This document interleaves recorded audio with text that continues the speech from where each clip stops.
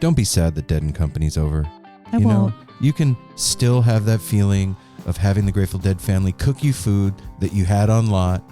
Even better. Where? Here in Portland and in Denver when you go to Fire on the Mountain. Cool. Yeah. That's right. Fire on the Mountain has the best chicken wings and pizza and burgers and beer and desserts on the whole. Pickle spears. You even said it right, dude. Yes. Far out, man. They're so good. Yeah, it's the Grateful Dead family here in your hometown, cooking you up food from their heart to your belly, making it feel good. If you're not in one of these hometown Fire on the Mountain states, you can still indulge in their hot sauce and their merch, portlandwings.com. That's right. And you can follow them on Instagram at FOTMPDX and FOTM Denver. Like we said, there's 3 locations here in Portland, 2 locations in Denver, and there's all kinds of specials every month. You want to go to Instagram and see what they're cooking up for the family. The last thing they're cooking up is a new location in Bend, Oregon. You are excited right now because you are going to have Fire on the Mountain.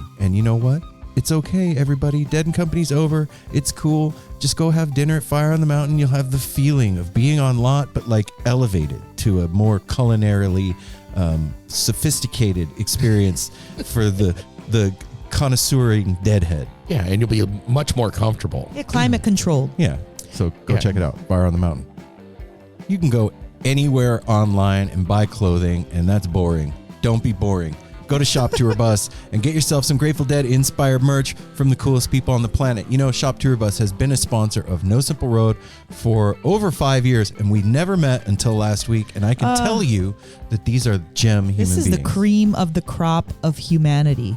Yeah. Sending you beautifully designed merch from Shop Tour Bus. That's right. Right out of their mind holes. Yeah, and they don't just take it and throw it in a boring box or an envelope that gets thrown on your porch. They put it in a beautifully inspired lyric box that just has all over print lyric box. Yes, with all kinds of doodads and goodies. You can get action figures, gums, and some people get a miracle bootleg. Yeah, with a pencil to spool that. If you understand that.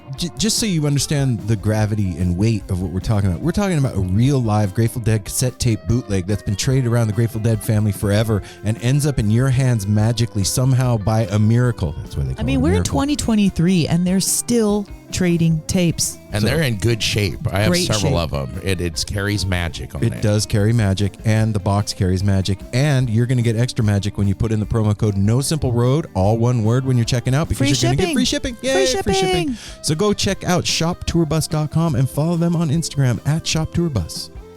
You could just go to a venue that you've never been to before, sure. Absolutely. You could totally do that. We've done it all the time. We have done that. And then we've made the mistake of like sitting in the wrong place or parking in the wrong lot. Or bringing a bag that's bigger or not clear so I can't get my stuff in. And here's the deal. We didn't have to do that. We could have gone to our sponsor, VenueLlama.com, and looked at a bunch of reviews that other people have already given about these venues and found out all the intel that we needed to know to have an even better elevated show experience. VenueLlama.com is where live music fans share helpful venue insider reviews and information based on their own experiences. So this is a place where pro showgoers like you and I can quickly review venues and exchange seriously helpful venue intel with one another. Head over to VenueLlama.com today. That's VenueLlama.com today and sign up for your free Llama account and start reviewing venues today. You can even put photos in the Llama gallery, add your favorite scene-friendly businesses, website, or podcast to the friends page. It's a pretty amazing interactive community they have going. They even have their own podcast. And they also have their own YouTube channel that puts up all kinds of good nuggets from the past. Yeah. So it's not just about rating venues anymore. It's a whole thing that's happening. Well, and just help spread the word. They're in the beginning phases and they need as many participants as possible so that we can have an awesome concert going experience. Yeah, don't be that guy that like always is on the reviews, like on Yelp. You're using all the reviews for the restaurants to decide where to go eat, but you're not the guy that ever puts a review up. Don't be that person. Go to venuelama.com today. Sign up for your free Llama account. Start rating and reviewing venues and giving people the helpful information that they need. Okay? venuelama.com. Be cool, man.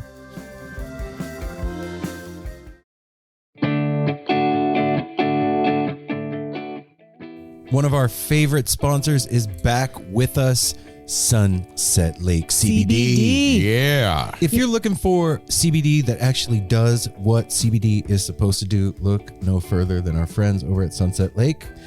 Let me break it down. Break it down, Mel. They're sustainably farmed, meaning they avoid pesticides and use sustainable farming practices to preserve the land for future generations. 1. 2, farm to table. They ship the CBD products straight from their door in Vermont directly to your door wherever you're at. Oh, that's cool. And third party tested. They test everything with a third party to ensure quality, dosage, and safety. You got to go over and check out sunsetlakecbd.com. They have so many products. Break it down for them, Apple. Well, they've got some new stuff going on. Like they always had pre-rolls, but now they got really cool packaging for it. And you can get CBD pre-roll flights of all their flavors. You can get the heavy hitter flight that also throws in some of their Keef blunts. They have a new CBD recovery body lotion. I'm excited about that. Mm-hmm. And what was the other? The other one with arnica. The extra strength muscle rub, 3,000 milligram with 5% lidocaine. So look, Oh, yeah, if you're lidocaine. sore, this is the stuff you want to rub on your body to make those aches and pains go away. They even have CBD infused coffee, so you can have coffee without the little jitter that you get from caffeine, and you have it in the morning and you start your day off right. Your body feels lubricated. You're going to sleep good. Yeah, and also they have, if you kind of forget to reorder, they've got subscriptions. And they're giving the No Simple Road family 20% off. 20% off. Put in the promo code NSR20 when you're checking out at sunsetlakecbd.com. You're going to get 20% off your entire order. NSR20. And don't forget those cute little gummy bears. That's right. sunsetlakecbd.com. One of our favorite sponsors is back.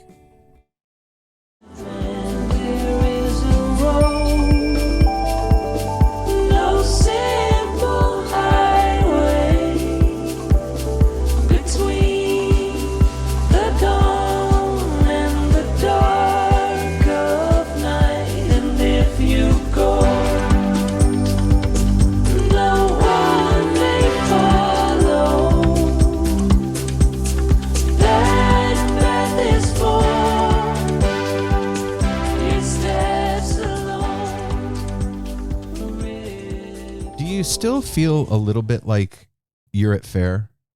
Yes. Just a little bit? Yeah. No? I definitely feel the magic of fair. Yeah. It lives in my heart. It's like Christmas magic, but different. And I think part of us is there. They kind of said that once you've been there, you leave a little bit of yourself there to Apple, you come back definitely to. left part of yourself there.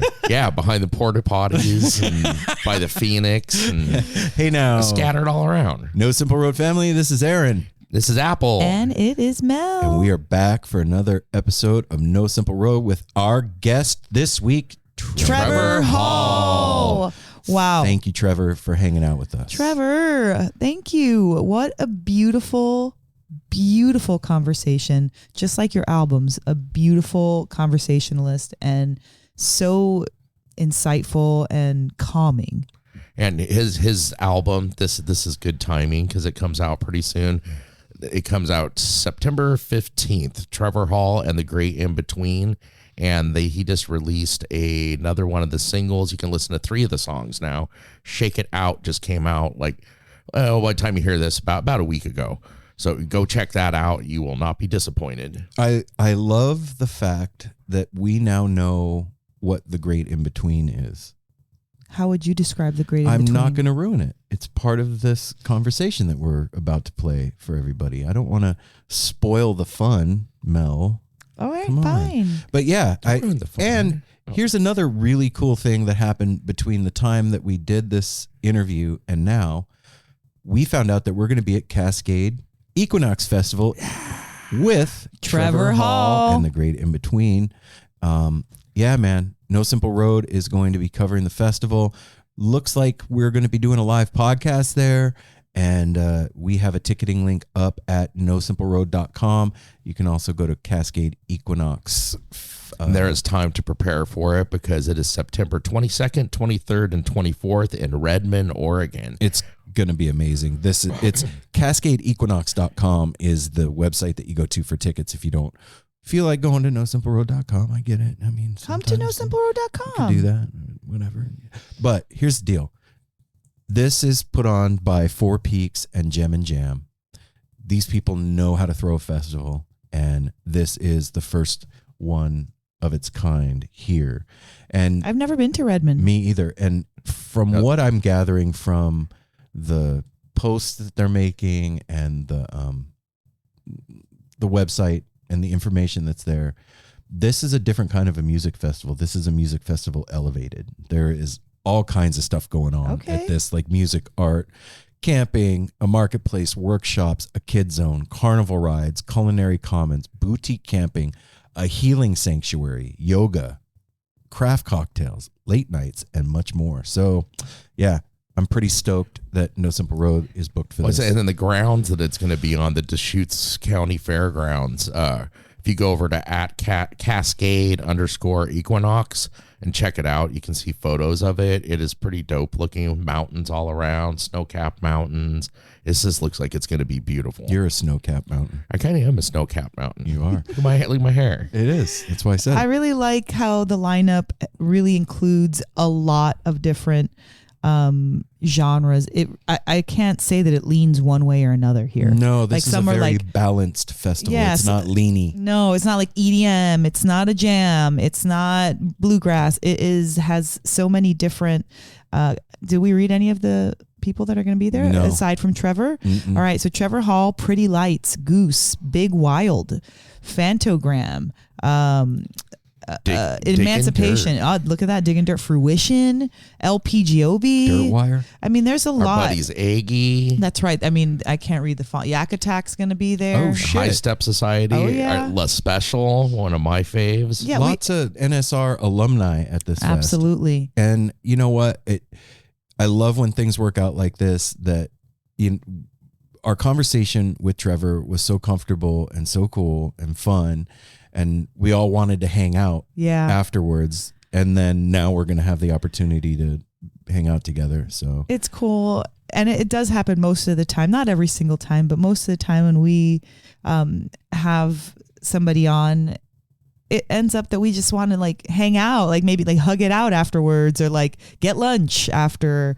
And with Trevor, it was no exception. It felt like, come on and hang over, bring the baby and Emery and let's do their thing. Hang out. Yeah.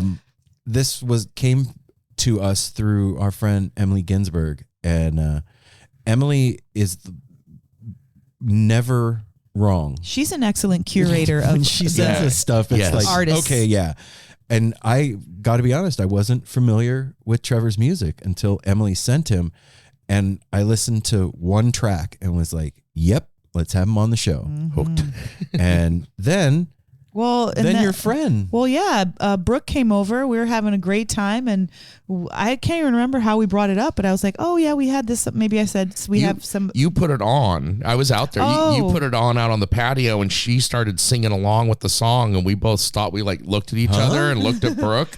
And like, what you know about Trevor Hall? And she's like, I know all about. Yeah, she's like, what do you know? With her attitude, what do you know about Trevor Hall? And then she was stoked that we had him on. She said that her brother had introduced her to him years back, going to festivals and just knowing about him and loved his music. And I believe one of his songs is the one that her and Keaton walked down the aisle to. Yeah, and one of the reasons that I wanted to have him on, aside from his music, is he has a super interesting life story. Yes, he does. He's really sucked the marrow out of life and lived many lifetimes in a short amount of time. And it's a very interesting and compelling story for following your bliss and your passion in this world. This is a great one for everybody, but especially like for young people starting out in the music business, because he learned some lessons early on that you're going to hear about here, and a little guidance. And has been all around the world traveling. So You know what? Instead of us telling you about the conversation you're about to listen to, let's just do the business, and then we'll start the interview, and then you'll hear all the stuff that we were going to talk about anyway. Does that sound good? Sounds good to me. Right. Yeah, there's a couple of highlights. So first of all, I want to announce again that No Simple Road on August 30th is going to be performing live at Ophelia's Electric Soapbox in Denver, Colorado, to kick off the Fish Dicks Week with Andy Frasco. It's going to be amazing. And his world-saving podcast. We are going to be live at Ophelia's. You can get tickets now at nosimpleroad.com. There's a ticketing link there. Click through, get yourself a ticket. I checked today because I do stuff like that sometimes to see how the tickets were selling. Yeah. And you better go get tickets. Is all really? I have to say. Yeah. Wow. Go get tickets now if you're planning on And coming. I just want to say a huge thank you to the Edible Beats and their fantastic restaurants and for hosting us coming up in this August 30th. We love the Edible Beats. We are super excited. We love Justin and can't wait and look forward to going there. Yeah. And we're going to have a call with Frasco later in the week so that we can figure out what we're going to do when we're down there. And if you guys aren't sure what you want to eat, I have all their menus memorized from all their locations. I'll take some recommendations. I do. I look at their stuff weekly and just salivate over their delicious food. And then also, like we said, we are going to be at Cascade Equinox Festival, and you can get your tickets at cascadeequinox.com, or you can go to nosimpleroad.com. Speaking of nosimpleroad.com, that's www.nosimpleroad.com. You can get NSR merch there. You could sign up for our newsletter. You can get a tarot reading from Mel and I. Sign up, hook yourself up. We'll do an hour with you with the Grateful Dead Tarot deck, and it is where the world of No Simple Road converges. Our calendar of events has been revamped. Yeah, so the website looks good. Where we're going to be hanging out, what we're going to be doing, that's all up there now. And that's the No Simple Road website. Follow us on all the social media platforms like Instagram, Twitter, and Facebook at No Simple Road. And hey, if you're not part of the No Simple Road Patreon, I feel sorry for you, man. Don't You're feel missing sorry out. for I do. You're missing out. You're missing out on a bunch of content, articles by us, polls, jokes, interaction with the No Simple Road community. Interviews with our listeners is Side one of the roads. coolest things to hear now, is to get to know everybody a little better. Yep. So if Posted baby pictures up. I know you could see pictures of me leading worship when I was like 25 with a No, we got married when we were 26, so 26. you're probably 27. Yeah, whatever. In my 20s. Leading worship. It's a silly ass picture. Being cute. So you're missing out on all that You're content. rocking it. Plus the side roads with producer Corey interviewing people. Just go interact Check with the it No Simple out. Road family. Go to Patreon. It's worth $1, guys. It's literally worth $1. Patreon.com/No Simple Road. You can't buy much for $1 nowadays, and when you But you get can like buy content, Patreon. like There was $1, I was $2. listening to another podcast today, and the guest that was on the show has a website where he sells like speeches that he does, like talks, and he kept saying, for the price of a cup of coffee, you can go to blah blah blah.com and get my speech with it. So for the price of a cup of coffee, you're getting all this extra content. No, for the Way price, less than a cup. No, for the price of a nectarine. I was gonna say, where are you gonna get a cup of coffee for $1? And if you could, it's not gonna be good. Okay, true that. Anyway, that's Patreon. You get the idea. Also, we have a tepid line. It's a hot line, but it's not hot. It's lukewarm. It's tepid. Operators are not standing by. It is 971-808-1524. Yeah, you heard that right. We said it. And we do have a call from you know who this week. Hang on a second. No Simple Road. Come out and play. Hell yeah. This is California Dave. Love you guys. Miss you since no Monday show this week. And just wanted to say hello from California. What's up, buddy? It's freaking hot here this week. It's like in the high 90s where I'm at, and I'm driving around the Bay Area here, hitting a little bit of cooler weather. But that's an update from my life, guys. Real quick. Love ya, miss ya. Can't wait for the Friday show. Enjoy. I hope things are going well for you guys, and you're recovering from whatever adventures you've been on. I know you did the Oregon Fair. and maybe you're recuperating from that. So looking forward to a recap from there as well from you guys. Have a great day. Have a loving day, and I hope that everybody treats you guys with kindness today. Aww. And every day. You too, man. Yay, David. You too. I got one more. Hold on. I got one more. Hi, NSR family. It's David. I am calling today because I've listened to a couple episodes. The Monday Rewind was fabulous. I really loved you guys' rundown on the Oregon County Fair. It really makes me want to take that trip up there next year and go explore the festivities. And then the second reason, which really is why I called, the other episode, as you know, I'm listening to older episodes, and I listened to Ryder's episode. And I just want to say that, and you guys all have said you can't wait to meet in real life. And I would like to add to that I hope that when we do, that Ryder is there as well. Because I've found things that he's said on the show are so prescient and so knowledgeable and wise beyond, I think, his years. I think that Ryder really is love, and he is No Simple Roads Gandalf. He may not have brought you guys together. He may not have been the inspiration for the show, but I believe he really does hold that Gandalf role in the No Simple Road world. Wow. Where he can be the voice of reason, and maybe not reason, but he seems a lot like the glue at times. Aww. Holding all of you guys.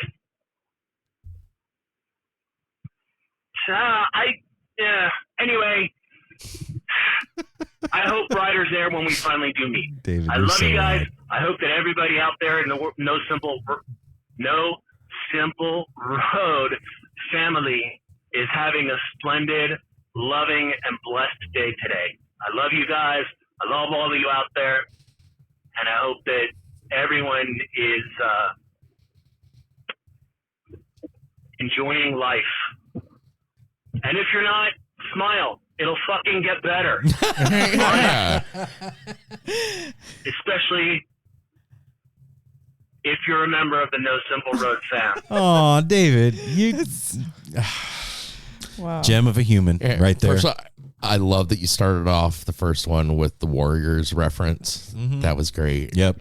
And we, whenever we do meet, man, we will make sure that Ryder is available. Ryder would love to know that he has been Gandalf in someone's eyes. Yeah, like we'll make sure he proud hears to hear this. that. And you're not far off base about Ryder wasn't the cause of the show or anything like that, but Ryder definitely has a anchoring effect on grounding. He's very grounding, and he has a special insight. And you know what? You're right. He is wise beyond his years. He's been through a lot growing up, seen a lot, and he's grown up really, like, in these past 7 years that we've been in Oregon in such a strong and respectable way with integrity, and he's figuring himself out, man. And I know that he'd appreciate hearing everything that you said. So thank you for talking on Ryder's behalf. Yeah, we'll make sure that he hears this. And he is so loving and awesome. You'll end up meeting him. Yeah, you hit the nail on the head. And he'll love that comparison because he does sit on the patio and smoke his pipe too. And he is a everything. huge nerd, just like the rest he's of us. very into fantasy. Yep. And so anyway, that is the Tepid line, 971. That's how you do it. 1524. Thank you again, David, for being part of the family. We love you, man. Please leave us a review on Apple Podcasts. We don't have any July still. No, Come on, man. No, we got no June. I'm starting to get my feelings July. hurt now. Yeah. Like, for real. Come on, everybody. I mean, what's it going to take? Ask them, Mel. Maybe if you ask. I mean, I don't like telling people what to do. I want you to feel led and like feel good about it. Like, I'm just doing this because it's like, you shut the hell up. You know what? That's fine. Aaron's down for that, but I want you to really want to do it. And when you really do it, that's dope. It feels good to us. It helps other people find out about it. And it's always there. It's there forever. So people can go back and be like, dang, No Simple Road, you know, this guy likes him. Let me take a listen. So yeah, go on Apple Podcasts and leave us a review for July. Come on, we got like half the month left, and it, you know, if it's you that we're speaking to, Mel asked nice. I mean, she doesn't normally do that, so I'm just saying. And hey, if you're not going to do that, at least go tell somebody. I don't like to ask. I like to get. Go tell somebody you love about the show, man. Word of mouth is the best way to spread the No Simple Road mycelium and to become a member of the No Simple Road family. All you got to do is tell somebody about it, have them listen to the show, and boom, you're in. There's no secret handshake, step, or sign. It's just like us. You got to blink that certain way. Especially if they're sad or something. Put a smile on their face. Yes. Pick out an episode and be like, you need to hear this. Yep. And so that's all the business, and we are going to get you to this conversation with an incredibly talented, wonderfully human being that is just a gem. Wonderfully human being? Yeah, wonderful human being is what I meant Wonderfully to say. wonderful? Yes. That's right. That's right. Wonderfully wonderful. Trevor. All right. Hey, come to Cascade and hang out with us. It's going to be fun. Come see Trevor with us. Yeah, it's going to be a magical time with mountains in the distance and Oregon and the whole thing. An amazing lineup. Yeah. All right. You ready, everybody? Ready? All right, here we go. Without further ado, the No Simple Road crew gives you Trevor Hall.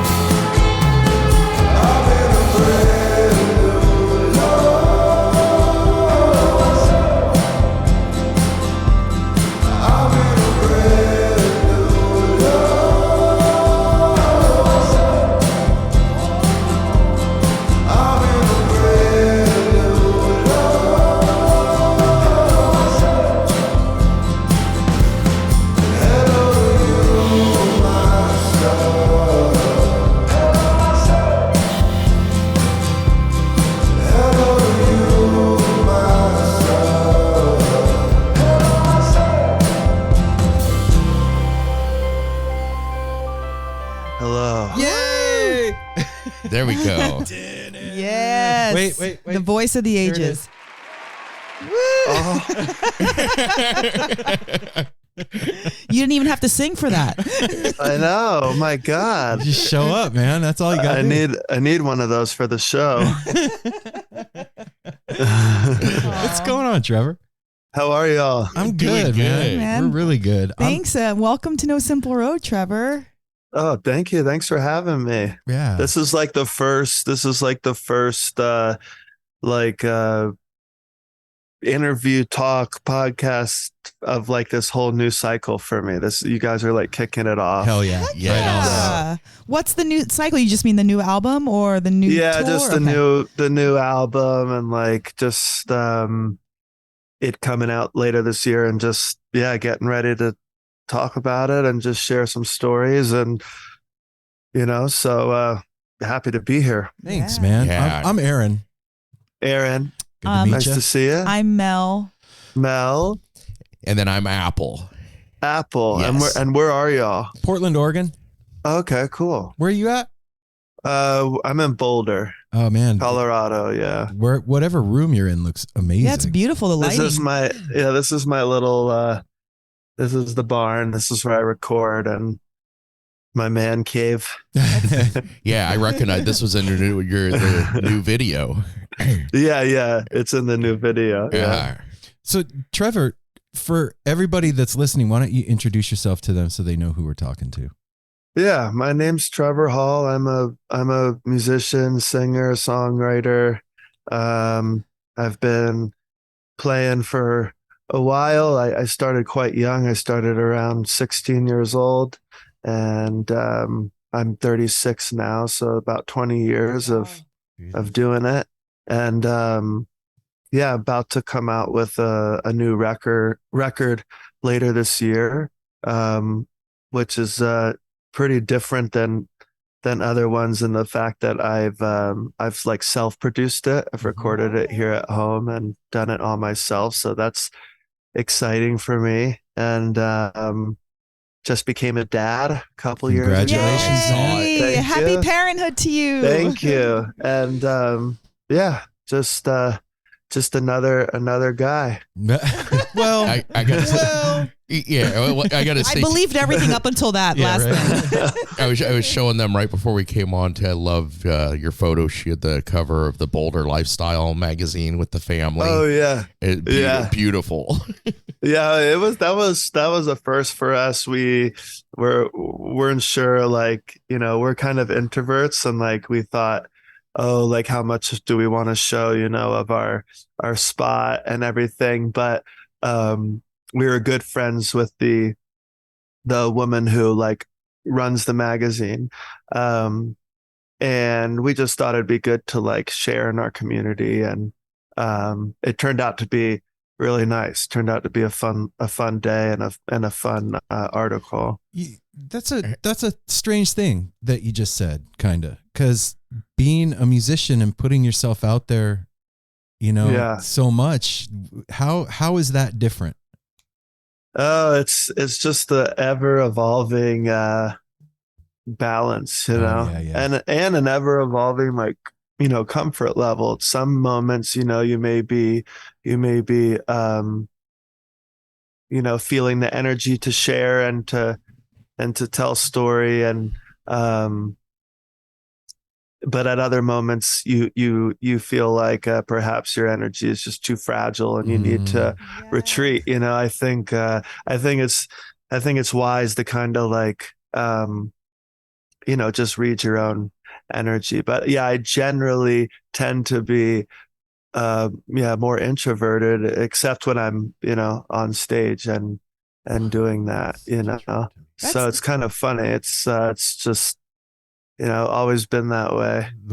One of the weird dichotomies of being a human being alive on planet Earth and having this weird existence that we have. So the whole experience is weird all by itself. Like, I love spicy food, but I hate jalapeno. Pretty much. But I don't hate jalapeno. No, but I kind of understand where you're coming from, because when you talk about your own, like your wife and your child and your home, it's quite different than talking about your feelings or singing about your craft, you know? Yeah. And yeah, so for sure. I've said this to Aaron before, like we get very open about our own struggles and things on the show. But then when it comes to talking about like my own self in a personal way, I definitely can shy away from, you know, any kind of attention or putting it out there. And it really is kind of like, I like how you said that energy can be fragile at times. I really like that statement because it feels that way. It feels like, well, maybe this is okay to share for me, but this really feels like a strain. So I can't, you know, like to kind of marry the two things seems very difficult at times. And yeah, you kind of want to. Super difficult. You know, it also depends on the environment too. I was just thinking about that as you were talking, like the environment can also dictate that energy, like status of, I'm in a environment where feel like I need to kind of, you know, protect my energy, or I'm in a very loving and safe space. I know I can, you know, open up my heart, open up that energy. So there's a lot of, you know, things that go into it. Obviously, all of us are a little more prone to either being an extrovert or introvert, but doesn't mean we can't be, you know, we aren't both at different times in our lives. But is it difficult to find the balance of that for yourself when you're creating music?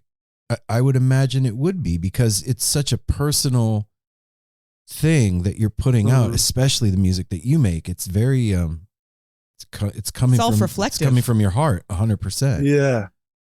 Yeah, it's weird, you know, I don't really I feel like music is one of those safe environments. So my heart naturally kind of just opens, and that's why it's so healing, you know? Right. So it's funny, like I don't feel restricted at all in my writing or song or anything like that. I mean, obviously, you know, maybe a little bit here and there if it's something like intensely personal, but usually that's not the case with music. But it's funny, like if you were going to ask me about it, I might be different, right? Yeah. You know, it's just how the language, I guess, can come out, That's really, you know? Cool. I want to go back to what you said in the beginning about being in the business at 16 years old, man. What got you started and made you want to do it in the first place that young? Because that's young to like head first into music. It's a grinder. So I'm curious. Yeah. I think I asked myself the same question. You know, like, what were you thinking, Trevor, this bro? is your voice.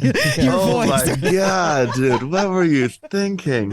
But it wasn't, you know, it just happened kind of so naturally, you know. My dad's a musician. And so music was always in the house, around the house. I grew up just kind of banging on everything. And, eventually gravitated towards guitar because it was kind of the instrument for like a singer-songwriter typical thing to write your own songs, I guess. And then you know, I grew up in like a really beautiful place, but not a lot of access to artistic expression or even emotional freedom, you know, like it wasn't in touch yet, I think, as into touch with that yet. So the music was like, being an emotional kid in that environment was hard. So the music became that safe, you know, I guess, place. And so I was just spitting out songs like all the time, you know? Right. And it just, you know, I don't know. We recorded an album for my 16th birthday just to like pass out to friends and stuff, and wasn't thinking at all about like doing this for my life or anything. It just happened, you know? And before I knew it, it was like, whoa, I guess I'm doing this, you know? Yeah. It's always really interesting to me to hear stories like that, especially with musicians where like music chose you kind of thing. And I know that the business is difficult, and like we said, going into it at 16 is wild. Yeah. And, but you got signed to a major label pretty early on, right? Yeah, like my senior year of high school, signed the deal, like graduated high school, and moved into like my own apartment, for the very first time, and had like a shitload of money, way too much for a young kid like myself, and was living alone, that time. I mean, it's like people ask like, oh, what was that time like when you signed your deal? It was actually quite a like depressing time for myself because I was so lonely. I was like all of a sudden like the fresh meat, in this like big major label, and everybody's telling me how I should look and how I should sound, and and you're like this kid just trying to like figure out who they are. But Trevor, it was tough. Yeah, it was a tough time. How about, like you said, your dad was a musician, like during this time when you signed, like was there like some good advice, or like what was that like with him? I definitely had, my parents have always been like 110% just supportive. And they were there, helping me in this transition, like through the whole thing. We're flying out to like, stay for a few months at a time. And in California there, I grew up in South Carolina. They live in South Carolina. So, it was a long way for them. But despite all that, when they left, you're still alone. and I'm alone, I didn't go to college, so I didn't have any place like that to meet anybody. I was underage. I couldn't go out to like clubs or bars to meet anybody. And are you really going to meet like super genuine friends at a club or a bar? I don't know. Anyway, so it was just a tough time. Sounds isolating. It was tough. And I was hanging out with like, people twice my age, Wow.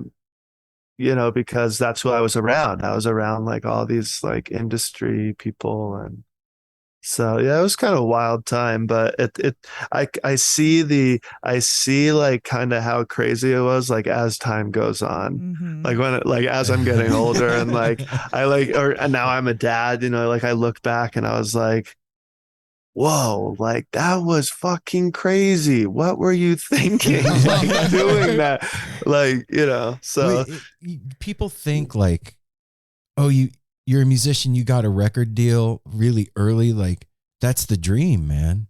You know what I mean? But for sure. What dream and reality are two completely fucking different things in life. And dreams can turn into nightmares. Dreams can turn into nightmares, Oh shit.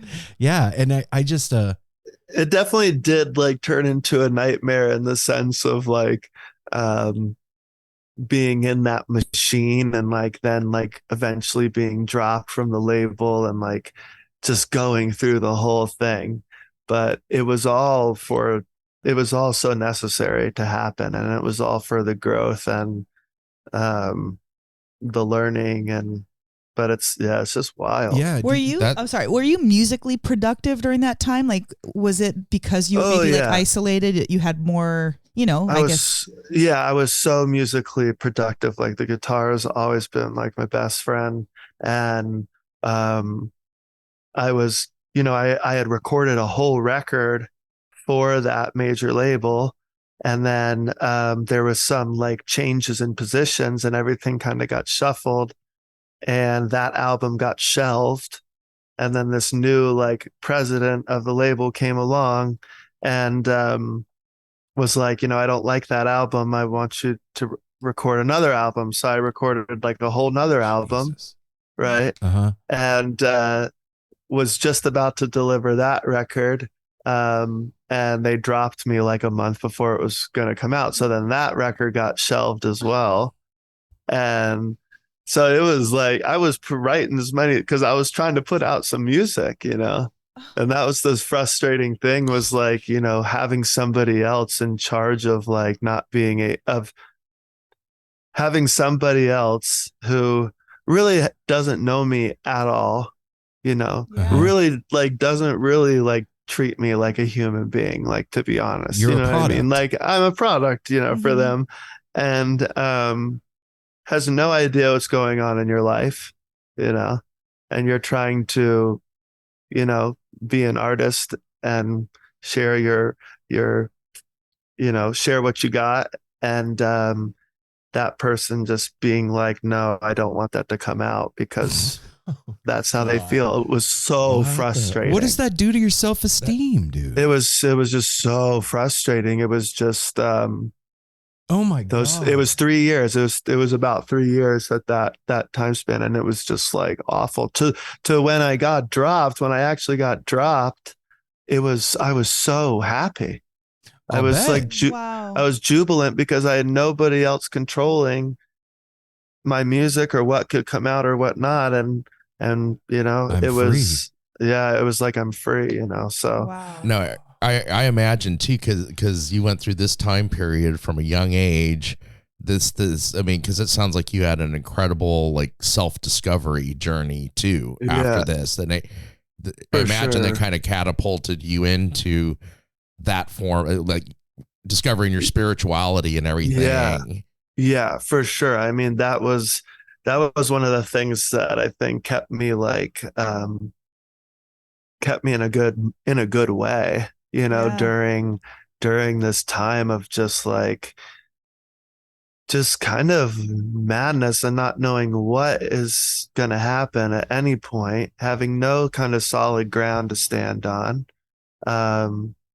That was the thing that, I think definitely like held me, you know, through that time. And, you know, it's like when we suffer, like suffering's actually like such a big gift. It's such a big blessing. I mean, it sucks, but suffering is the thing that makes us look deeper at ourselves and like the world around us and what matters to us. So, but, you know, again, I was just like so young. I was just still trying to be a kid too. So there was a lot of different things going on. Yeah, to learn about suffering at that degree at such a young age, that's insane. I didn't really, I was like a kid, you know, I was a kid. So I definitely had that like resilience. But yeah, when I look back on it, I'm like, oh man, that was tough for you, man. Like I have enough compassion to say that to my like, you know, 18-year-old self. So it's like, that was tough. You did okay. Like, good on you. Yeah. And how did you end up traveling to India? So when all this was happening, right, this chaos of being not knowing if a record's going to come out or not, and being lonely up in LA, and I was driving down to this temple in Laguna Beach, this Indian temple that was told to me by one of my high school teachers. So while I was in high school, I had a teacher who was kind of like a, you know, spiritual, not kind of, he was a spiritual aspirant, and, you know, was very into meditation and yoga and had been to India, and I very much looked up to him. And he would kind of like let me meditate with him in the morning. I went to like a boarding school, an art school. Okay. And he was the one who told me about this temple, and he brought me there during my senior year. And I just was very infatuated with the place, you know. And when I graduated and was up in LA that summer and super lonely, they were the only people that I kind of knew, you know, down in Laguna Beach. So I was driving down to Laguna Beach like as much as I could, you know, to hang out with them and just be with people, you know, that especially people like that just showed so much love and were so just intriguing and cool and inspiring. And so eventually long story short, eventually I moved down to Laguna Beach, eventually moved into that ashram for about 6 years. But but they were the people that I first went to India with in 2007. I was kind of going to the temple a little bit by that time, and we're basically friends. And the head monk of that ashram said, "We're going to India this January. If you want to come, like, you can come with us." And I was like, absolutely. So I went, in 2007. So I was 20. It's 20 years old. I know that in a 1 hour conversation, you're not going to be able to encapsulate this, but like, what was a little bit of your experience over there as far as like your heart and your mind? Well, that first trip was just like, just mind, just blown, shattering. I'm from South Carolina, a little town. I had never been anywhere like that far in my life. Right. I'd been to. And so just being that far away, like, was wild. Like, I remember just like when we landed in like New Delhi, and like the first moment walking outside, it was like 2 a.m, and like you just get hit with that. India has a very distinct smell, and I'd never seen that many people before in my life. It's just like so many people. Wow. And it was a mix of just like kind of like almost like I'm having an anxiety attack to like I feel like I'm like home or something. Like it was like really kind of weird, so but yeah, that first trip, just like, I think what it kind of showed me and like taught me was like this is real. Like the spiritual path is real. It's not a make-believe like thing, and like being in a place that is so spiritually charged and focused. India is just the home of so much spirituality and yoga, of course, and all these things. So kind of to be in that culture, and with like that people like that, where that's just around you all the time, it just showed me that like this is like a real way of life. This is not something that is a hobby for me. I can imagine it's like seeing here in the United States, like the sanitized version almost, and then you get there and you're like, oh, this is where this comes from. Like, of course, that was definitely like super far out. It's in the West, yoga and spirituality has become kind of like a business, but that happens with everything. And like not everybody, but a lot of the time we make things about money and profit, and especially something that has a lot of power, right? Well, and music. yoga is something that is very powerful. So you can either use it for good or use it for your own selfish gain, But even like whatever that business like yoga scene, at least it's something. At least that's coming through, like, and that may be the perfect amount for like the people that are doing that, and that may satisfy their desire, and I think that's beautiful. It's how people get that's how people get fed, and you've got to start somewhere, right? You got to start somewhere, and I'm definitely not saying that that's like way ahead on the path or way behind on the path. Like, we're all on our own, we are truly all are on our journeys, and compare and despair. You have to really like, it's definitely been like a learning thing for me of just like accepting my own journey and being inspired by others, but not comparing myself to others is tough. Yeah. I wanted to ask before your teacher had introduced you to, you know, the kind of the spirituality path and that ashram in South Carolina, had you ever been interested in, or like, you know, had any kind of spirituality or Hinduism or yoga or any of that? Good question. I mean, I didn't, there was definitely no Indian, nothing, no yoga, nothing like that. I mean, no spirituality. You know, my parents are very spiritual, but like, you know, in their own beautiful, unique way. Yeah. I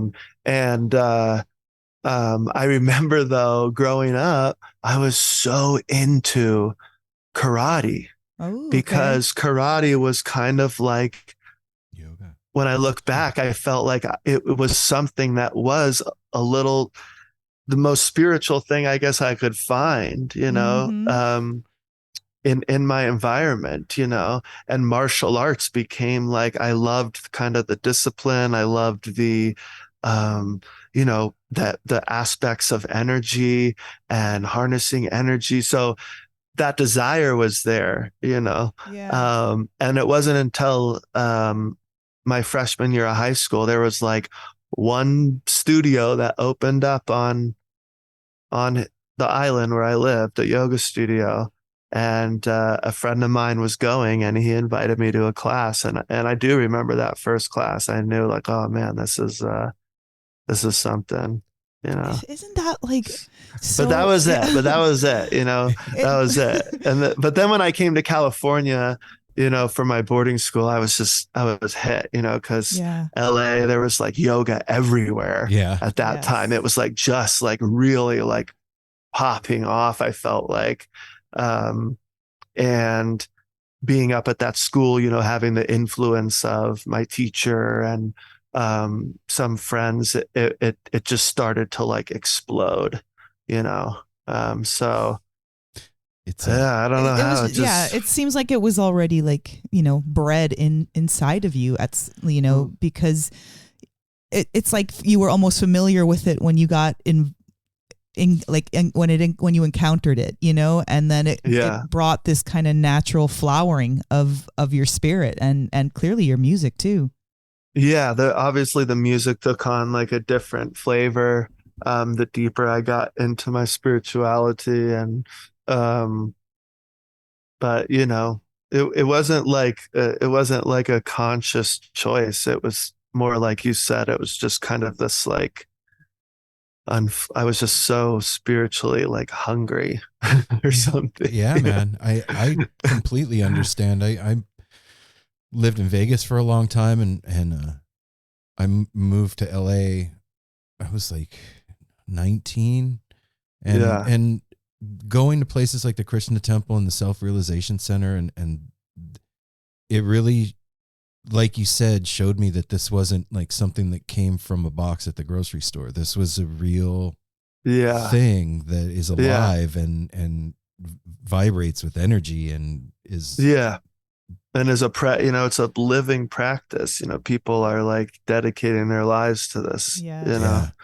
It's funny. I remember when I first, like, before I came out to California for the first time, like my uncle was like, sat me down and was like, "Oh, you know, we were at like whatever, family's over and I'm about to leave or whatever." And he's like, "Now listen, you know, there's a lot of crazy things out there in California, Trevor." I swear to God, he's like, there's a lot of cults, you know, there's, you know, and there's like the Hare Krishnas, you know, and before you know it, you're going to be like tattoos and like living in an ashram, so you just got to be careful. And sure enough, like I'm all tatted up, dreads down your waist. I got the dreads. I lived in an ashram. I was like, oh my God, this is like, did I get caught by like the California like cult vibe? No, it was just so funny. It was so funny. But there is a reason why it's so prevalent. There's a reason why it kind of attracts you. Our daughter, she moved to California when she was 18.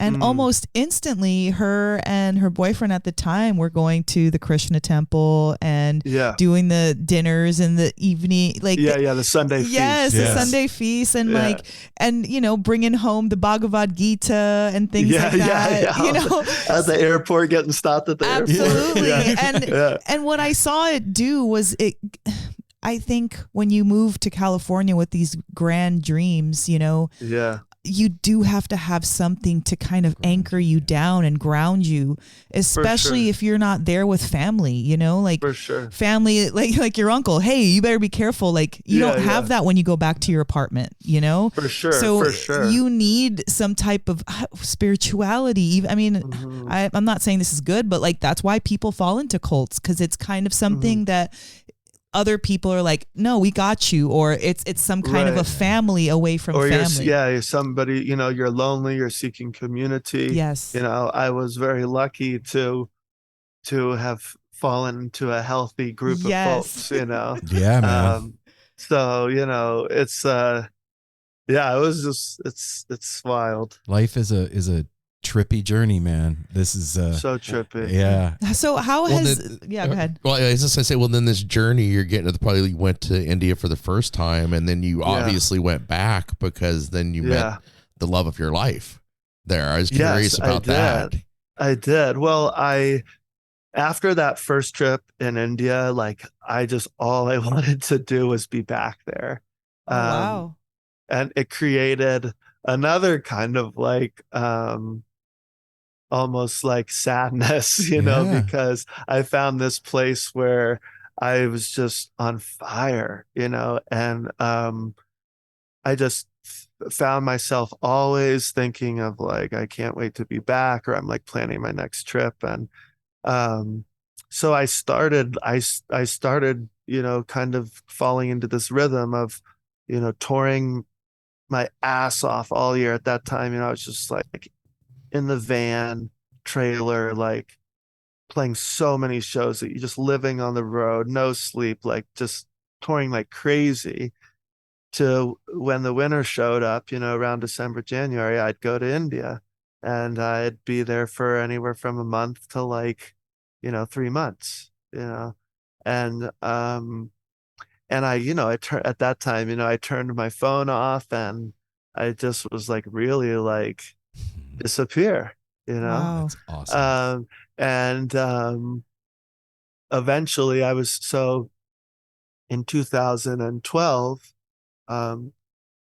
I was staying at our ashram there, and our Guruji there takes care of a lot of young like children who have been orphaned or are just tough, and their parents send them to kind of their Gurukul to like learn, you know, like, you know, good skills and stuff. Or there's some families that just want their children to have a traditional like Vedic schooling, Indian, of yoga and philosophy and meditation. So our Guruji takes care of all these kids, and over the years we've supported these kids from our shows and paid for their education and clothes and food, and able to build a girls' ashram next to the boys' ashram. And it's just been this beautiful kind of thing we've been involved with. And my wife's family was like very helpful and generous in supporting the kids. And over the years, I became kind of friends with my wife's mom because, you know, here's where you can send money, and I would send her updates, and like we became close. And then she's like, oh, you know, my daughter's like going to India, maybe she can come and see the ashram. And I was like, yeah, of course she can come. And in my head, I'm like, there's no way she's gonna come, because like it's like totally off the beaten path, like not really on like the tourist destinations, I guess, that you go in India. And the ashram's like really rough and raw, and just, you know, India, and like, you know, India is so huge. She's going to be, you know, for all the things to come together, I was like, just being polite, kind of. Yeah, you know. And then sure enough, I'm there, and I get an email from her daughter, and she's like, I'm in India. And she was very close. She was only like a 3-hour bus ride. And long story short, yeah, she came, and I showed her around, but wasn't really thinking anything at that point. You know, I was kind of very set on like being solo, you know. And then it wasn't until we got back where we started to connect. And then and then we went back a year later, and I proposed at the ashram in front of our Guruji. Yeah. Wow. So yeah, it's good. India's given me my so much of my spiritual life, and also my whatever domestic life. I don't know. It's good. Your householder life. My householder life. It's given me everything, And you really do love your in-laws. I do love my in-laws. No, I'm super blessed with my in-laws. Super blessed. Wow. And we haven't even gotten to your current album yet, but like, it's fine. I'm just cruising. Right this is on. fun, man. I just think it's so interesting and really quite beautiful how spirituality, a lot of times people will separate it, like you either go the spiritual path or you go the other way. And in your case, you went the other way first, went down the spiritual path, and that ended up birthing everything else for you. Yeah. Like, what a blessing. Like, that is something to be super proud of and grateful for. And I'm sure you are. I just no, that means a lot, because that's been like, sometimes like a struggle, because of that kind of conversation where we think that, oh, you either go this way or you go that way, and for me it's just it hasn't, it's always been both, kind of going together. And I'm a very black and white person. Like my mind gets stuck in like very kind of like black and white. It's only like if, like in music, it's kind of gray or these types of things. So I tend to put things apart, and it's been a practice for me to sit in the middle, which goes into like my current project, The Great In Between. It is about being in the in between, because all of us think in such black and white ways, to be honest, right? We have day, we have night, we have the sun, we have the moon, we have morning, we have evening, we have hot and cold, we have pleasure, we have pain, everything is in twos, right? And we're constantly swinging like from one pole to the other pole, and it's exhausting. Completely. Yes. It's Thank exhausting, you. Yes, it is. And that space of the in between is something that I kind of see as it's neither of those things. At the same time, it is both of those things, and I've been trying to like explore that space. What does that mean? What does that mean in my life, or in, just my view of things, or how I kind of handle myself. If I'm sitting in that space of the great in between, it seems as though I'm not so much affected by these swings. If I'm not so black and white, if I can step back a little bit, what do you feel? I believe that space in between is really like a beautiful divine space. That's where compassion and loving kindness come from. It is that just observer, that beautiful witness that is unchanging and just always there, so, and that's what this whole next, like, my next record is kind of exploring, I guess, is exploring that. Kind of space. Has it your process, has it changed now that you are at the helm of what you're doing? Like, this is all you, self-produced. Did did it make it more difficult for you that there was total freedom? What's up, everybody? If you're like me and you're trying to do better for yourself and what you eat in this new year, I have something really cool for you. Factor's delicious, ready-to-eat meals make eating better every day way easier. Wherever tomorrow takes you, be ready with pre-prepared, chef-crafted, and dietitian-approved meals delivered right to your door. You're going to have over 35 different options a week to choose from, including keto, calorie smart, vegan, and veggie, and more. And there's even more to enjoy with over 55 nutrition-packed add-ons that help make your weekly meal planning even more delicious. What are you waiting for? Sign up and save. They've done all the math. Factor is less expensive than takeout, and every meal is dietitian approved to be nutritious and delicious. So here's what you got to do. Head to factormeals.com/NoSimpleRoad50 and use the code NoSimpleRoad50 to get 50% off your first box and 2 free wellness shots per box while subscription is active. That's code NoSimpleRoad50 at factormeals.com. Take all the guesswork out of trying to do the right thing for your body. Fuel up easy and fast. Go check out Factor. Yeah, in a lot of ways it did, you know.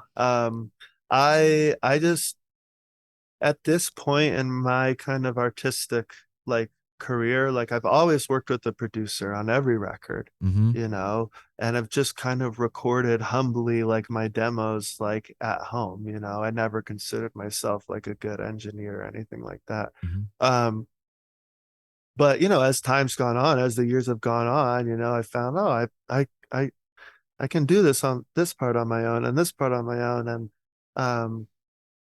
And then I knew at this phase, like there's so many other producers that I want to work with, you know, like, but I knew at this point it was very important for me to do this on my own as much as I could, because I think I was starting to look at a producer in a way of like validation. Oh shit, you know, and somebody trying to like, you know, finish it for me type of thing. And then like say that it's cool, and then I'm like, okay, yeah, this is cool, right? So I knew that like I needed to be with myself and rely on myself. That was necessary at this point for my growth, you know. But it did make it so challenging because I didn't have somebody to kind of bounce it off of, be like, yo, is this whack? Or you know, or when I'm done, how do you know when you're done? Yeah, oh my God. So, you know, that was like, my wife always jokes, she's like, you know, she laughs at every time I come into the house. She's like, babe, I think I finished. I think I finished the record. You know, I think I've said that like 3 or 4 times, you know. So this record has definitely given me a ride. It sounds awesome that you decided to work with yourself as a producer, because I think, you know, maybe every artist feels this way, but you go along your journey and say maybe now you're an artist for 5 years or 10 years or whatever. Sometimes you still feel like you're that 10 years ago artist. Yeah. And you forget that you've earned all this experience. So before, you did need producers because you literally didn't know how to do it. But then you've done all these albums, you've toured, you've, you know, had life. And then you're like, oh shit, I am a producer. Like somebody could literally hire you as a producer because you know what to do. And sometimes we, you know, in relation to ourselves, we don't necessarily see it that way, you know? Yeah. And I think I needed this project to like help me kind of see all that, see all the years, see all this. Let's just see where you're at, you know? And even if you're like, you know, even if it's like wrong, I don't really think there's any like right and wrong in music, but even if you like think it's wrong, like it's still necessary to go through the process, you know, to put it out and just be like, I don't know if this is right or wrong, but this is where I was at. And, you know, take it or leave it. Exactly. To be in that space, I think is one of the highest places to be as an artist, Wow. even as a person. Yep. Where you're like, I don't know if this is, right, but my intention is good, and this is just how I see it, and not worrying about what people are going to say, or, oh, I wonder if they're going to like this or not, or, which was part of, which was why, one of the reasons why I wanted to do this on my own, because I wanted to try to work through that for my own self, because I definitely go That's through brave. that all the time of like, oh my God, is this cool, as cool as this, or oh, I have all those thoughts, so obviously. So it was for all those reasons, I'm very grateful that, I was able to just have the space and time to do it on my own. Are you proud of yourself? I am very proud of Good, myself. man. Right And on. it feels really good to like just say that, And I didn't really feel that until like, because now we're at the phase where everything, at least I think everything is mixed and mastered. Yeah. So seeing it in its full body now, I'm like, wow, bro, like you did that, Yeah. Well, it feels good. It feels good. I got to say, because it is a beautiful piece of work, because we got a sneak preview, to listen to the whole thing. I feel kind of like I got the answers to the test before the test comes out in September. and it just personally, thank you for me. I'm going through a period in my life. I'm 54 and I'm rediscovering who I am again. And when I quit a job that I'd worked for 5 years and was tired of, I had to have a surgery, which was like a month recovery. And I mean, my compass, my foundation right now is these two sitting next to me, this podcast that we do, and kind of like figuring things out. And the album really speaks to me. I got to listen to it again and again. So whatever really stands out to me. Oh yeah. It did beautiful work. Is all I wanted to say. And on top of that, your speaking voice is as calming and engaging as your singing voice. Just no question there. I just wanted to tell you how I felt about it. I'm glad it sounds good, but no, but thanks for sharing. I think that's amazing that, I think most people at like, perhaps at that age, at 54 or wherever, are probably scared to take the step to like, look at your life and kind of find yourself again. And, sometimes it's more comfortable to stay like, in the sludge, of it all, and just kind of fall asleep in the snow, as they say. But we don't want to do that. We want to be awake, so good. That's really inspiring. Well, there's a great power in too. I know it's in the lyrics of one of your songs where it talks, admitting that you don't know anything. Yeah. When you try to act like you got it together and stuff. Me and Aaron have talked about it. That was a really relieving thing earlier in our lives when our dads kind of both of us, our dads, Leslie, is like, son, I don't know shit. Life is a struggle and you're constantly figuring it out. And, to learn that when you think that your elders got it all together and you're just flailing means a lot too. Dude, I'll tell you something too, man. Like that, the whole, like, I don't know thing is really freeing. I recently started doing meditation with a teacher once a week. And like, one of the first questions that came up was like, who are you inside that space? Right. And I don't know. I don't know who that is.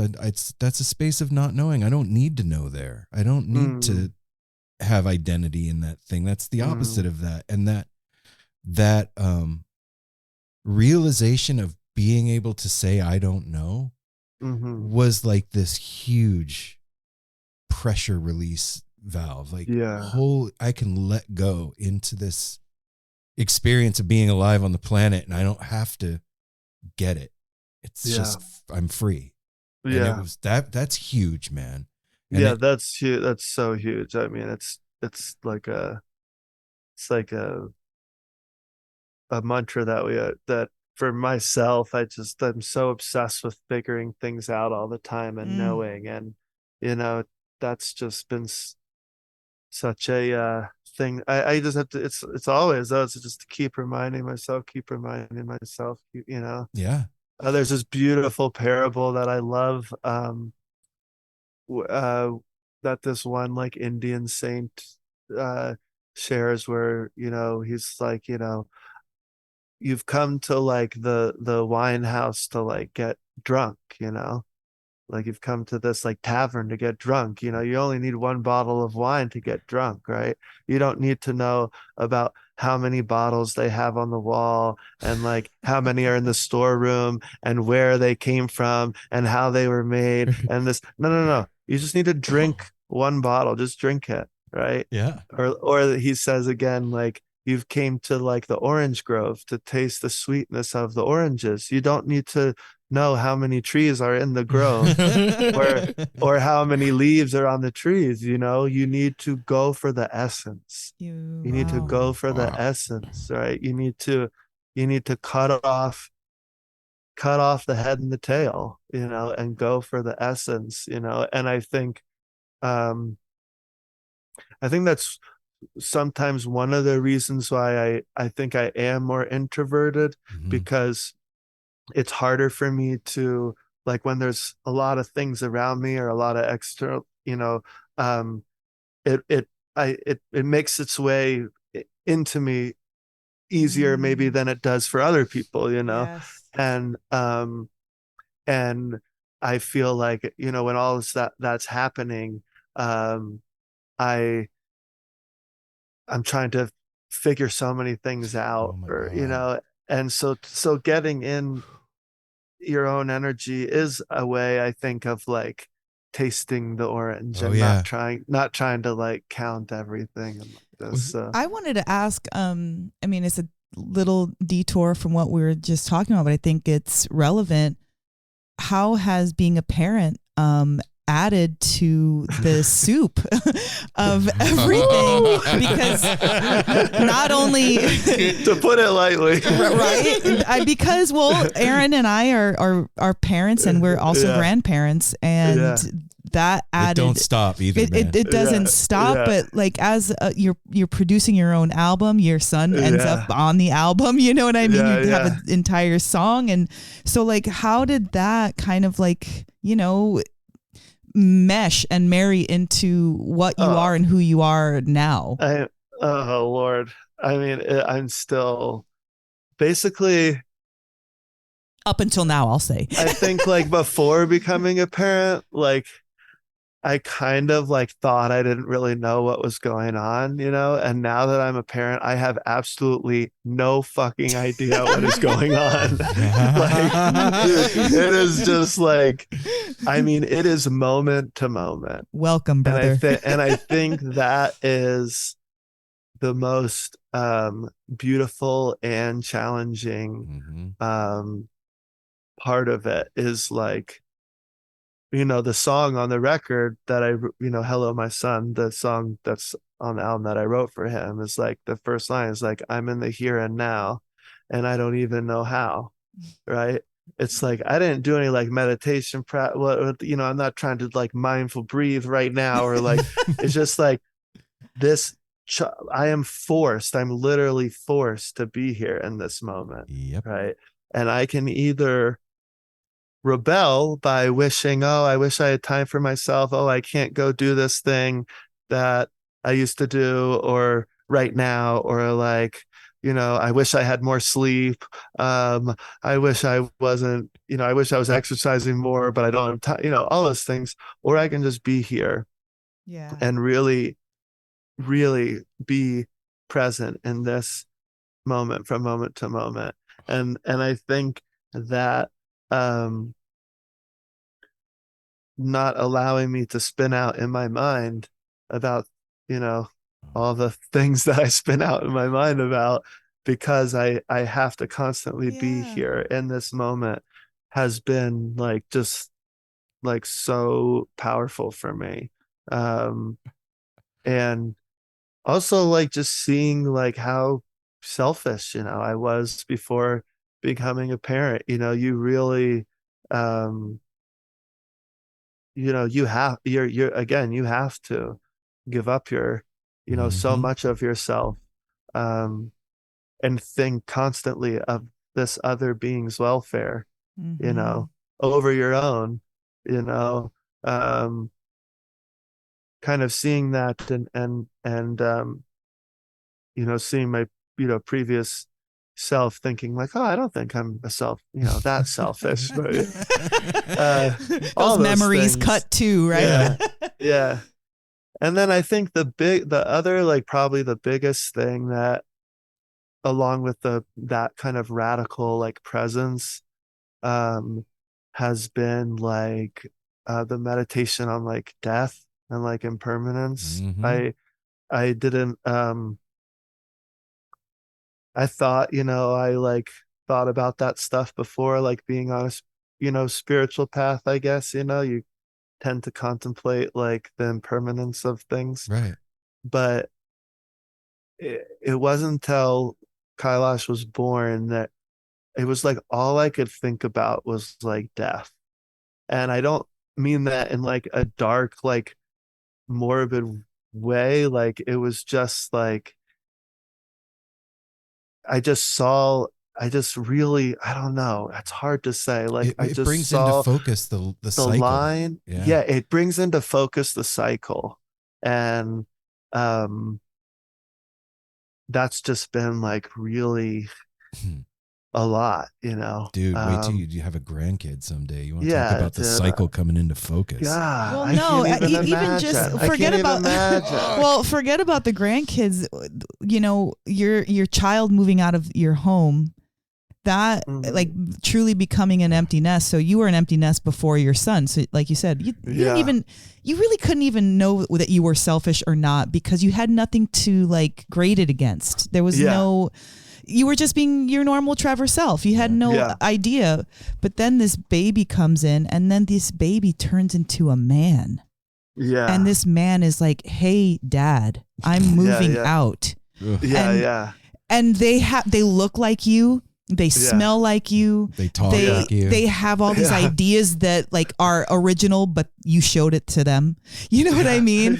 And it becomes such a trip in your head to see a miniature you walking out into life and doing their own thing. And it is devastating and beautiful. And the most beautiful thing ever. And but that is the great in between. That's where I was going with that, Trevor. I was about to say that your baby probably prompted this great in between kind of, like, space, because that is exactly what it's like, so unknown, and it's so it's like your next step is illuminated, nothing else. Yeah, man. And I'll tell you something too, man. I mean, this may be something that you already know, but kind of early on, I realized with my son and my daughter, like, they only get to do this. I only get to do this with them once. They're only going to be little one time. That's it. And I have to just, like, do my best for them, because they get one shot at this thing. We get one shot together to do this. And, like, I'm not in any kind of, like, a performance pressure kind of a way, but just, like, knowing, like you said, from moment to moment, that I'm making the best choice for us, because we get to do this one time together, and I want it to be fucking dope for you guys. For sure. All of that. Yeah, I mean, that's where I think the best, like, thing that I can do is be as present as I can, like you said, because to appreciate this moment, this moment of when, even though it's hard, like, God, carrying you, I know I won't be able to, like, carry you. Something as simple as that, or feeding you, or, looking at the butterflies with you. Oh, yeah. The like, simple stuff. Like, even this morning we went to this thing. My son is obsessed with cars and trucks and like beyond the beyond, like crazy. There was a thing over here in the town over called Touch a Truck. Oh no. And it was amazing. They took over the parking lot at like the rec center. They had fire engines, ambulances, police cars. Oh, he lost his John Deere mind. tractors. Aww. And there were families everywhere, and you could go up and touch the trucks and like sit in the trucks. And like, oh my God, he was like having a ball. It was amazing. Yeah. He must be like 2 or is he like 2 or 3 or something? He's like 2 and 3 months. Like that. Our son, he was gonna be construction. No, an instruction worker, which was a construction worker. Oh my God! And we would have these huge in Vegas. We would have these like obscenely huge conventions, and they would have like those John Deere tractors, like hundreds of them, because they were like all new. And driving down there, you could swear there was like this celebrity from. He would be like plastered to the window. Yeah, like so excited and. Yeah, I mean, it'll just be dead quiet, you know, and he'll be like in the TV room, you know, we'll be in like the kitchen cooking something, you know. And he's watching whatever, you know, Paw Patrol or something. And all of a sudden, it's just like top of his lungs, da da da da da da da, and you're like, oh my God, what? And you like run, and you're like, what? What is it? And he's like, big truck. And you're like, oh my God, everything is good. But hey, you know what, man? We got a lot to learn from that, because I want to be that excited about whatever stuff. Exactly. All the time. Exactly. Okay, so Trevor, what song are you that excited about off your new album? What's the big truck? Man, that's a good question. You guys can pick your favorite kid. No, it's. I understand that that's a challenging question, because your album is like one piece. You don't really separate them, and it's a lot of songs. This one,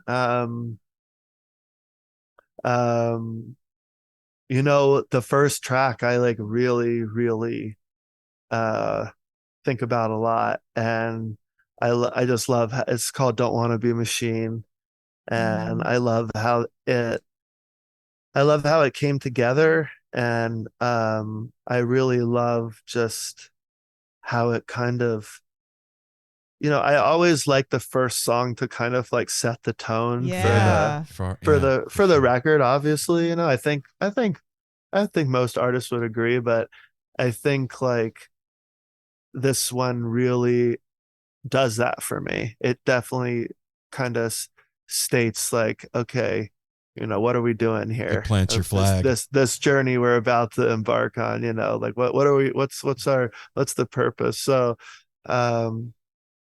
you know, like the first lines of the record, it's what is it? It's got to lay it out, you know, got to put it all down. Who you were then and who you are now. Wow. You know, because I think a lot of that was about,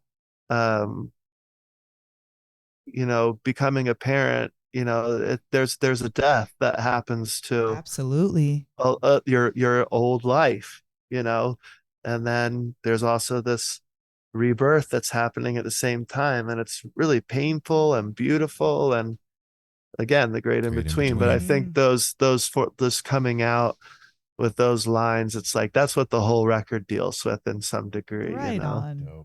So I would say that's one I really go to a lot. And I really love Having an Experience, even though my wife doesn't really like that song.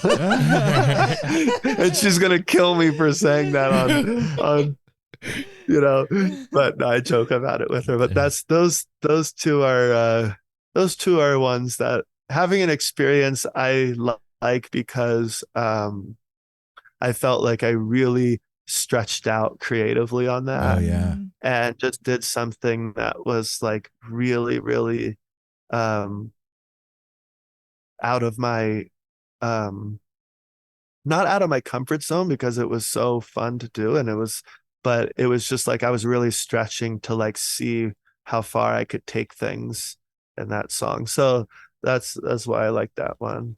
Right on, man. Yeah. Has any of the songs been released at all? Are you gonna release anything? all of my lessons has been released, and Hello My Son has been released. Okay, cool. And and we'll have another single. We'll have about 3 more songs come out before the record comes out in September. Awesome. So we kind of tease them along the way, just kind of start to build that momentum and story, and then get everybody hyped for it. Hopefully. And we're hoping to see you at Cascade Festival in September. Oh, in September. Yeah. Oh, wonderful. Oh my God. You guys gotta let Thomas and Marina know so we can give each other a hug. We would love that, man. If it works out for y'all. Absolutely. Yeah, I think it's gonna happen. We're working on it. Yeah. Anytime. I mean, if we're ever in your area, just holler. Yeah, and same, man. If you end up coming through Portland anytime, you got a place to stay. You don't got to stay in a hotel or sleep on the floor, dude. Thank you. Yeah, man. Thank you so much. Where can everybody go to find out more? We are on our Instagram is Trevor Hall Music. That's one of the main ways we get our stuff out there. Okay. Twitter's the same, Trevor Hall Music, and then trevorhallmusic.com is all of our tour dates and info and all that stuff. And cool merch. I was checking out your merch today. Get the merch. Get the merch. Look, we're always promoting people's merch. We know. Come on. Oh, get that merch. It's all about the merch. I'm a self-proclaimed merch whore. I say it on here all the time. I'll knock people out of the way trying to get the merch. Okay, we're hooking you up when at Cascade Fest. Trevor, thank you for such a rad conversation, man. This was fun, man. Really appreciate getting to know you, and we listened to your music all morning and prep, and just made the house feel elevated and fresh. It felt like we opened all the windows and swept. That's what your music made the house feel like. So I just want to thank you for what you're doing, man. I mean, I didn't know what, like I said, this is the first one in a long time, so I didn't really know what to expect, but thanks for just being so real and making me feel so comfortable. Yeah. Oh, man. Yeah. Absolutely. And I just want to say one last thank you, because your music really did, like picking a favorite song and stuff just this morning, listening to some of your older stuff. Sagittarius really hit me because I'm learning to walk. I'm still, we all are learning to walk on our own fire. Yeah. That lyric is that one really I'm glad that you said that one. That's definitely one that is, no matter how many times I play it, it's always feels such a relevant lesson for me. Yes. And plus Sagittarians are just the coolest people on the planet. Oh, gosh. Yeah, baby. Yeah, baby. We're the Sagittarius. We got the full sass. All right, brother. Love you, man. You take care. Love you guys. Thank you so much. Lots of love. Take care. Aww. Emily, I love you. You never ever disappoint. No, and she always sends us stuff. It's heartfelt, and it hit, and it's in a moment when it's needed. It suits things, especially what I said right now with me kind of figuring out who I am again at 54. And that's cool. I mean, his music cool is to hear, deep. Apple. Yeah, it is. It's really that's you guys have seen it. That's what I'm working on. Well, seeing it and hearing it are two different things. Okay, thank you, Aaron. Thank you for saying that, because look. Same thing with Aaron and me. I can see Aaron going through stuff, but if he doesn't reach out and say what's up, it's only my own head that deduces what's going on. Exactly. But when he's no, man, I've been depressed and I feel like shit, and that's why I've been talking about it.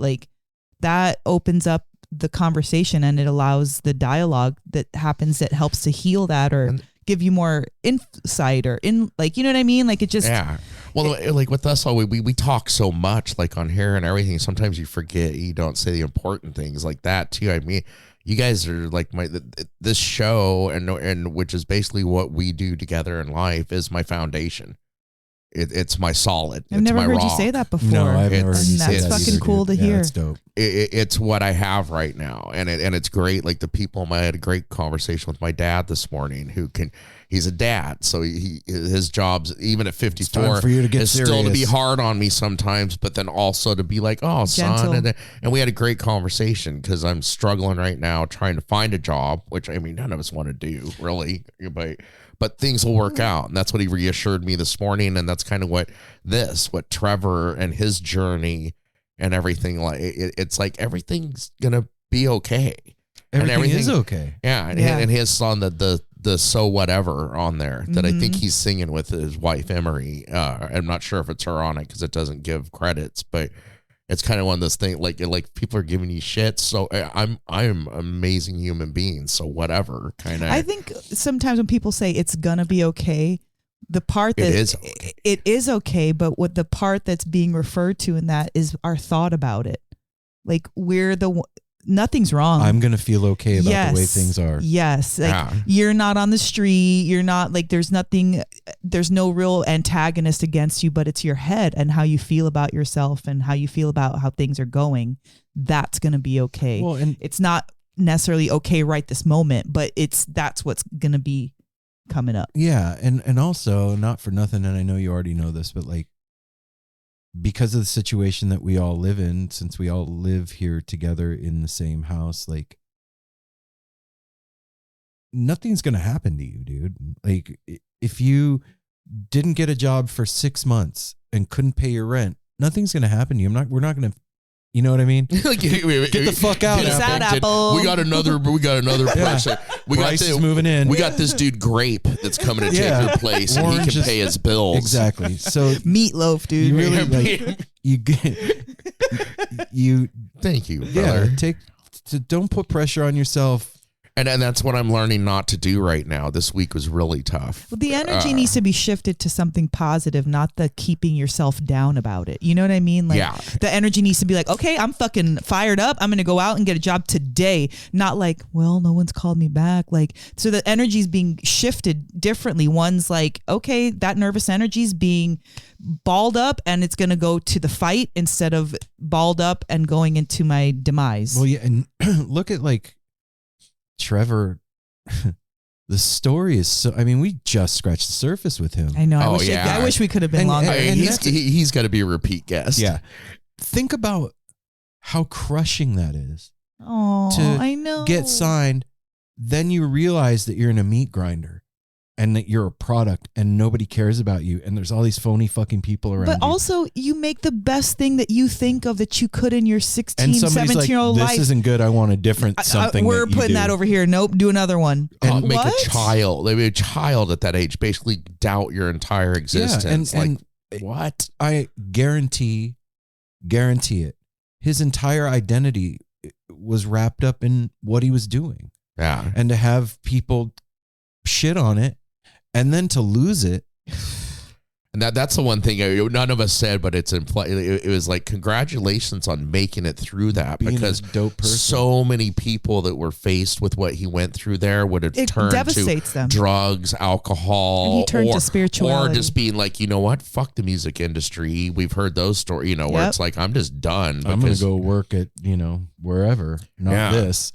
That's a very I think it deserves repeating. Like, that's a very strong story that he shared about his life. Like, that's not an easy thing to do, to be kind of like berated and belittled as far as your ideas and your talents, then to come back and self-produce as a parent, and 20 years later, something that just resiliency and humanity is one of its best traits. Yeah, Apple. And it really, and that speaks to you too, Apple. And all the shit that's happening right now is all for the good, man. Whatever comes out of this. I feel that. I told Mel yesterday, I was like, what's going to end up happening is the perfect thing is going to end up dropping for him. And it will. You remember and that's why I'm being patient. There's a balance. There's not a balance. The most important thing is us and this. Whatever comes will be something that fits with that, and you know what I mean, like promotes who I am, like that. Like I told, I'm glad I mentioned that at the end. I wanted to say that at the beginning, but that song Sagittarius from one of his other albums, the lyrics in it. I was reading a lot of his lyrics this morning and listening, and that one, like I'm learning to walk in my own fire, and the other lyrics that are in that song is just amazing, and it hit me like with him. I've got tears of like joy and happiness built up in me.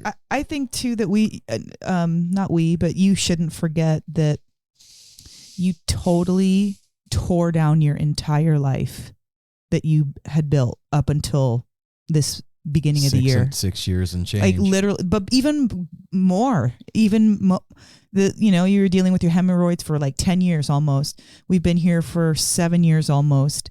That entire apple is like gone. Like, of course he's here. I know that. But like, to rebuild something takes time is my point. To rebuild so you can like literally cherry pick and like, no, that didn't fucking work for me. I can't be drinking anymore. But actually I can do this.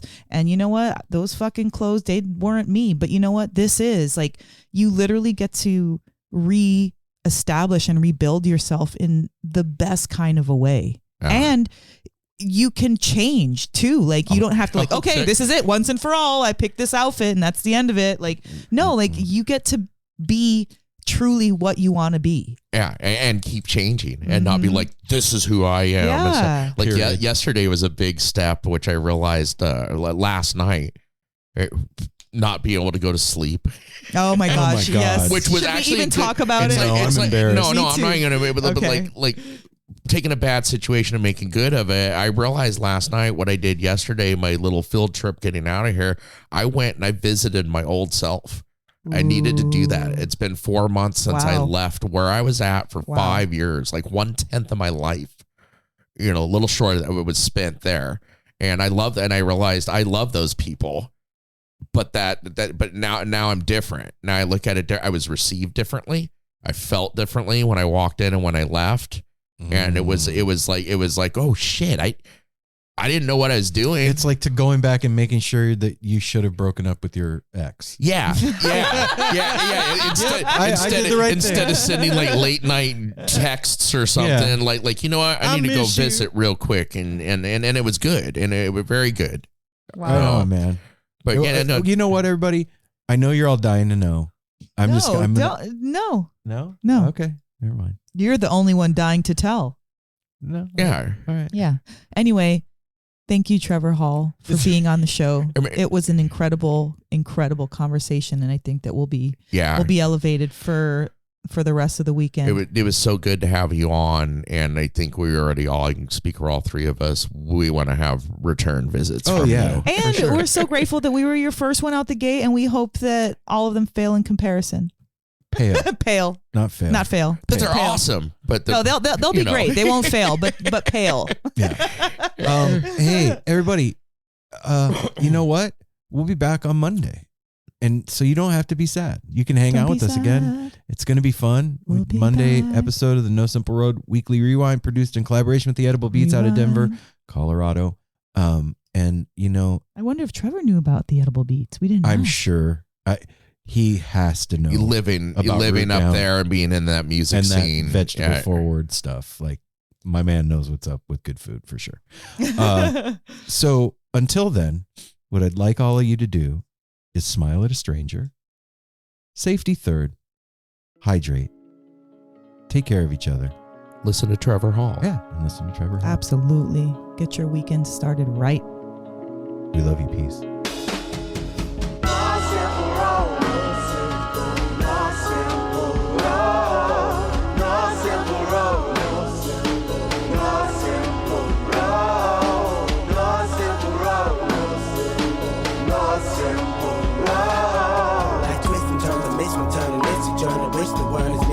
But it's a burden. Family needs has been deferred, and hella means been the earth, and alchemy can bring the birth, the melody of a newborn. So persistent, so resistant, so insistent, so commitment, so resilient, or haven't you learned it? No simple road. No simple road. No simple road. No simple road. No simple road. No simple road. Windshield is shattered as I focus through the spot in the corner that is still intact. The react is both a defense mechanism as well as a fear. We've traveled this road before, so we may think, but it's a tad bit of strange similarities that feed an A equal A complex. The fears of your past do not equal the perplexities of the current road.